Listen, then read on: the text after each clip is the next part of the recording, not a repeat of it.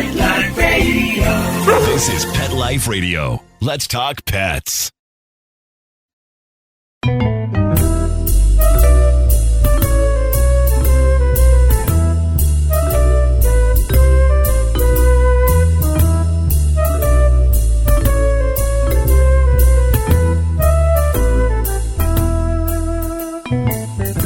Hello, feline friends. Welcome to Cattitude. I'm your show host, Michelle Fern. Oh, we have one of my favorite kind of shows today. You guys know I love to talk about TNR and rescuing all of those kitties, and we have a really cool show. Stay tuned. We'll be right back. Need the perfect gift for the cat lover in your life? Check out ComfortDiva.com. We have cat-tastic gifts to make you smile, like cat-themed tote bags, kitchen towels, quirky mugs, and stylish t-shirts. For holiday gifts or anytime, ComfortDiva.com has it all. Treat the cat lady in your life to something pawsome and save 20% with coupon MEOW20. Visit ComfortDiva.com today because every cat lover deserves a little comfort. ComfortDiva.com, where comfort meets Cattitude. Hey, Michelle Fern here, and you know saving cats is near and dear to my heart. Did you know that there is an estimated 70 to 100 million free-roaming cats in the United States? And without spay-neuter, that number will keep growing. Not only does spay-neuter mainly reduce the community cat population, but it also keeps cats healthier. Scooter, the neutered cat, is on a mission to give cats an extra life by making it hip to be snipped. Visit his website, GiveThem10.org, to help pioneer a better world for cats. That's GiveThem10, spelled out, TEN.org. Let's Talk Pets on PetLifeRadio.com.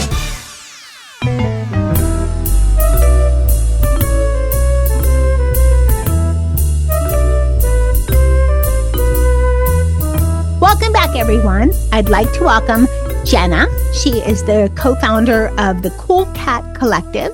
And Vita, she is one of the founders of the TNR-based rescue partner, TippedEars. Welcome, Jena and Vita. Thank you so much for having us. Thank you. So we're going to talk about the Cool Cat Collective because you guys reached out. You're a location in Long Beach, a brick and mortar location that is kind of like a, not quite a cat cafe, but you do foster adoptions. We're going to talk more about that, but it's something so unique. And you also have merchandise, which I thought was really cool. But before we get into exactly what that is, can you guys both share some background on yourselves? Sure. This is Jena speaking. I moved back to Long Beach from Washington, D.C. about two and a half years ago. And I grew up in Long Beach, and a big exciting part of moving back was being able to really get invested in the community here. And part of that was volunteering at the local shelter, which kind of started this whole journey into cat fostering, which, as anyone who's fostered knows, then you kind of go on a snowball learning education about why are there so many cats and community cats, and then Trap-Neuter-Return, and you kind of get more and more awareness and education about the overpopulation problem. So when my husband and I sold our business back in DC and we're thinking about the next chapter of our lives, we really wanted to dedicate that to creating a new model of blending small business with animal rescue to kind of create a complementary funding stream for helping cats. We have a background in small business, and we also are both artists. So creating this boutique/art gallery with foster cats became, first it was a dream that we didn't know if it would work out, but we started talking about it more and more. And I had been volunteering with TippedEars, and I just absolutely love what they do. I think TNR is just the absolute most vital piece of the puzzle in terms of solving the cat overpopulation problem, which, as I'm sure you're aware, is very, very massive here in LA County. It's bad every place. Yeah. I moved. That's how I got my cat crew, which was at one time 5. I've had a few shows on that because, you know, if you're in a warm area, especially, it's kitten season is not April through October. It's kind of year round. I mean, it's still April through October-ish, but yeah, it's bad. Oh, yeah. Yeah, it's definitely year round here. And as you know, TippedEars is trapping in Compton, they're coming across lots of litters of kittens and other cats that need to be pulled for medical reasons. And so that's how they end up also having fosters. So I was fostering for them. And the cats who come into our store are all from TippedEars. I guess that's a good segue into Vita. Okay, and Vita, tell us about TippedEars. And I love the name, by the way. Oh, yes. For those that don't know, can you share what TippedEars actually, because there is a thing called TippedEars, what that means also? Absolutely. So my name is Vita. I grew up in Italy. I moved to the US when I was in my early 20s, lived in Miami for a very long time. And when I moved to California, I started getting involved with local kitten rescue. And as time went by and COVID hit and the whole shelter world changed around us, the person who then became my rescue partner, Renee, and I sat down and decided that we wanted to focus more on TNR. And we started TippedEars because the ear tip is the international sign that a cat who lives outside has been trapped, neutered, or spayed, and then returned outside.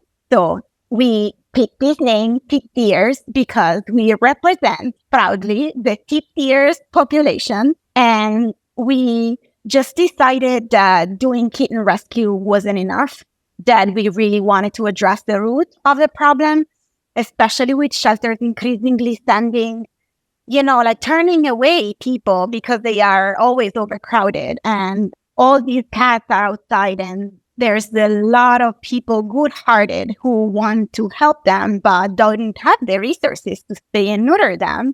And so that's how we started our rescue. And we take pleas from the public. We go out, we meet them, we meet the cats in the colony, and then we go out with traps.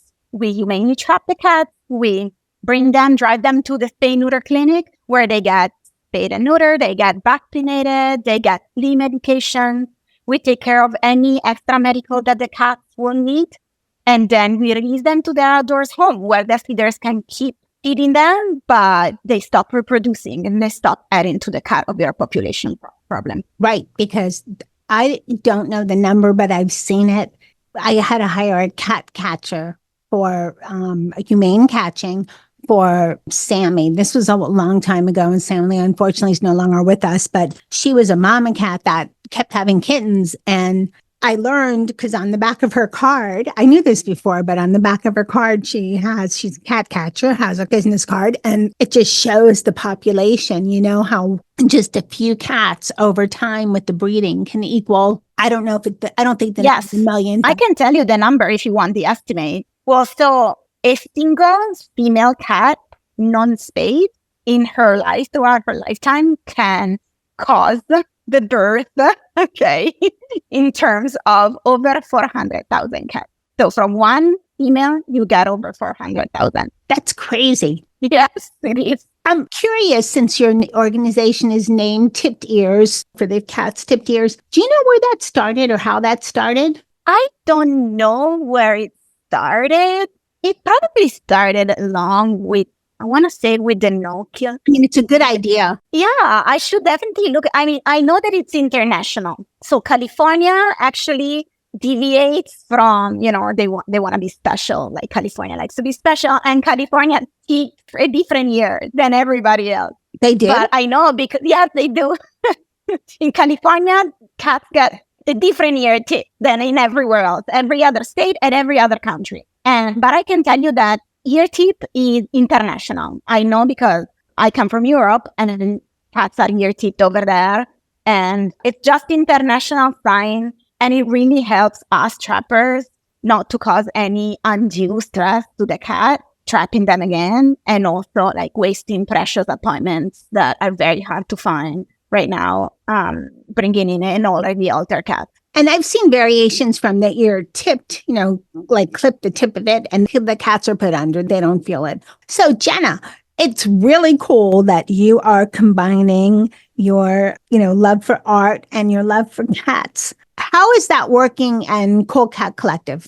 So when you go into your brick and mortar location, what do you see? So one of the biggest things you'll see when you come in is we always have a art show on display on one of our larger walls. Currently, our first show is still up. It is with the artist Nick Vargas.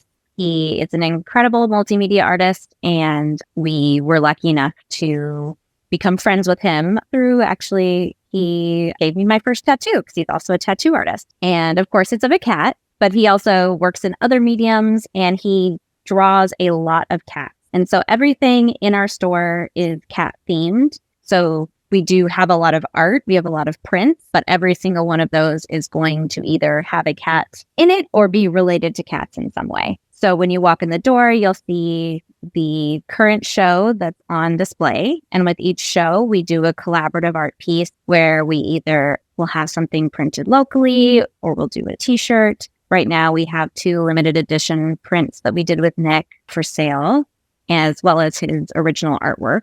And then we also have more boutique type items, like home decor items. We have hair clips and stickers and notepads and t-shirts. But again, everything leads back to cats. Leading back to cats. You also have cats in your shop. We do. For yes. adoption. Yes. So we have Matt, my partner. He helped me create, it was a vision I had in my mind, and he made it reality. We built a very large cat enclosure that has a catwalk that then leads across the whole length of the store to our front window where we have another smaller enclosure. So the cat can kind of venture into different areas, and they can also then have their privacy if they don't feel like visiting with people. They can get up high. They can go into the back room because we have little doors in the wall that lead into an hidden enclosure. But it's a really, really great way for cats to get exposure, especially right now when adoptions are very low across the board at cat rescues. We've only been open 4 weeks and we have had, I think, 9 adoptions, which doesn't sound that high, but it feels high for those of us who are fostering all the time and know how long it can take sometimes. You know, TippedEars, we've had some cats in foster for over a year. And so we're trying to get these cats in front of people. We're also trying to spread the joy of cats, whether that's through people finding an item like a piece of artwork or a silly cat pen, or coming in. We have customers who come in and when they leave, they'll say, "Thank you so much for the serotonin," because they'll come in and just get to snuggle with cats. And then it's a good idea. Sometimes they buy something, sometimes they don't, but it brought a little bit of joy to their day. And that was one of the big goals for us in terms of the space we wanted to create and the service we want to provide as community members. Okay, we're going to be right back after this break. Pet Greens is proud to support Cattitude on Pet Life Radio. Our small family farm produces live organic cat grass, catnip, and soft chew treats packed with green nutrition to help your pets truly thrive inside. We're partnering with pioneer cat behavior expert and best-selling author Pam Johnson-Bennett to help indoor cats live their best lives with indoor enrichment tips for their parents. I'm very careful about the products that I choose because I have built a reputation over 4 decades where cat parents trust me and they know that when I recommend a brand or talk about a particular product, they know it came from my heart and I really believe it. I've done my research with Pet Greens. I love the products. I love the quality. And one of the things that I feel just stands out is the education that Pet Greens provides. They guide you every step of the way. It's a relationship. I know how much they love cats and how much they love cat welfare and cat health, and that's their motivation. For more information on the benefits of cat grass and catnip for your cat's indoor enrichment, visit petgreens.com. Ready for the biggest cat celebration in the world? Come to the CFA International Cat Show and Expo in Cleveland, Ohio on October 12th and 13th. The expo is the world's grandest cat celebration, seamlessly blending pedigree cat exhibitions with feline welfare and rescue initiatives. It captivates over 10,000 feline enthusiasts each year, celebrating all cats, whether rescue or pedigreed, in a shared spirit of love and unity. Dive into cat-themed activations and enlightening educational sessions. Marvel at 1,000 non-pedigree and pedigreed cats, adoptable felines, and explore over 100 cat-themed vendors. It's an event dedicated to honoring our beloved felines and their admirers. And guess what feline influencers are coming to meet and greet? YouTube cat video sensation Aaron's Animals, as well as Nathan the Cat Lady, Lambo Leisha, Choopy, and many, many more. Gather your cat crew and do whatever it takes to head to the CFA Cat Expo. It's a whisker-wiggling, tail-twirling extravaganza you won't want to miss. Get your tickets at cfacatexpo.com. That's CFACATEXPO.com. Let's talk pets Let's talk pets. on Pet Life Radio. Pet Life Radio. PetLifeRadio.com.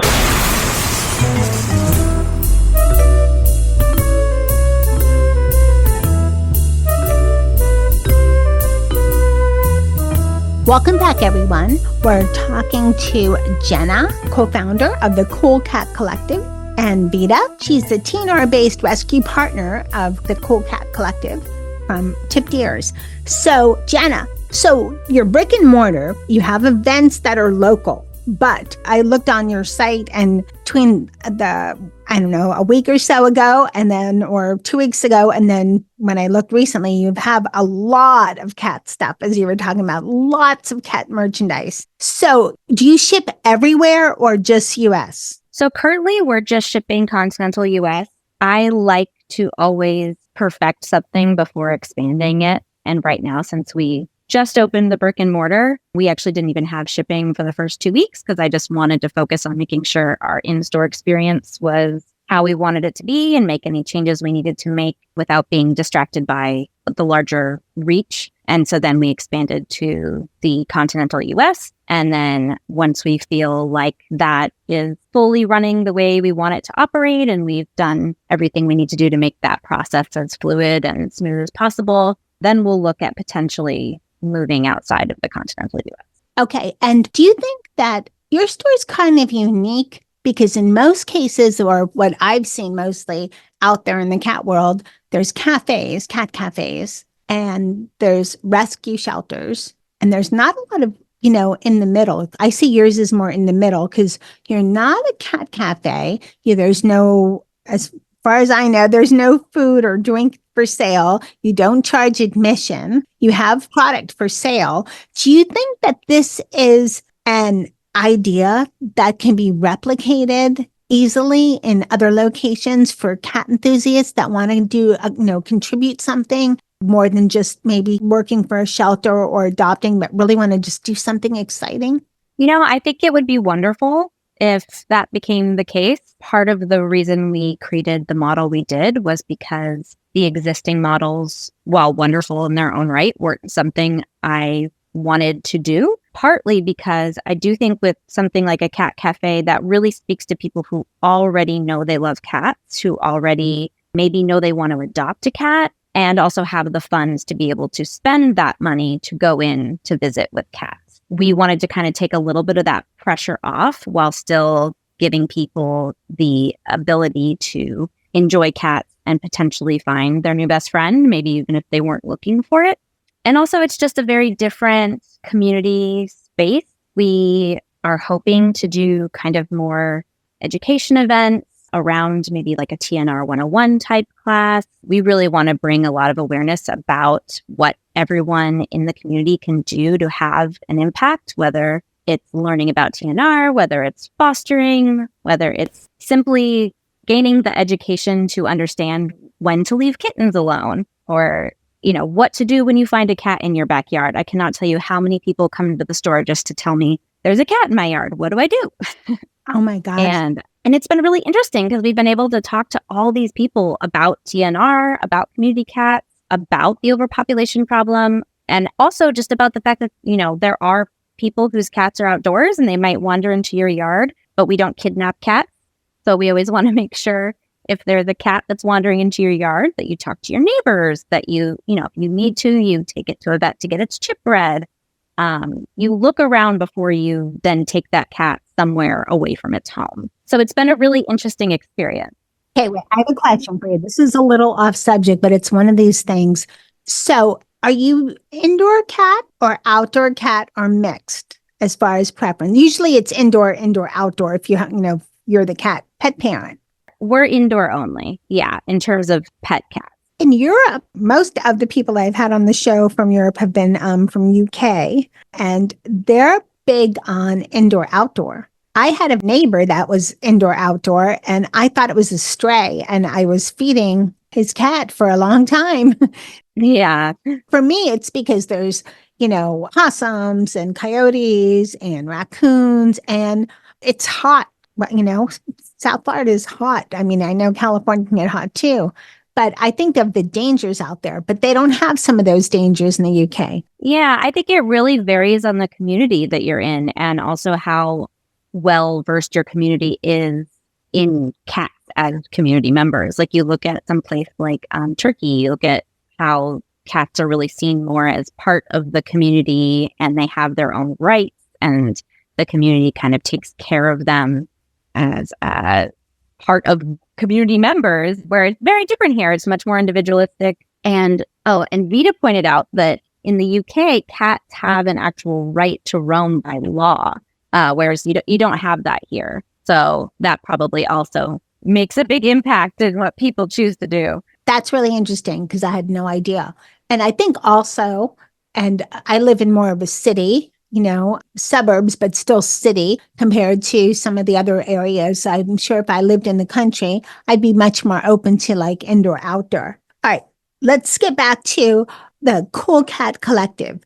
So Jena, I know you have some exciting events coming up, but you also talked about some future events. So if anybody is in California, traveling to Southern California, they can attend. So what are some of these events that you're thinking about having at the Cool Cat Collective? Well, events that we currently have already on the books scheduled. We have our next art show, which is called Monster Cats, so that people can kind of start their spooky season off, and that will run through Halloween.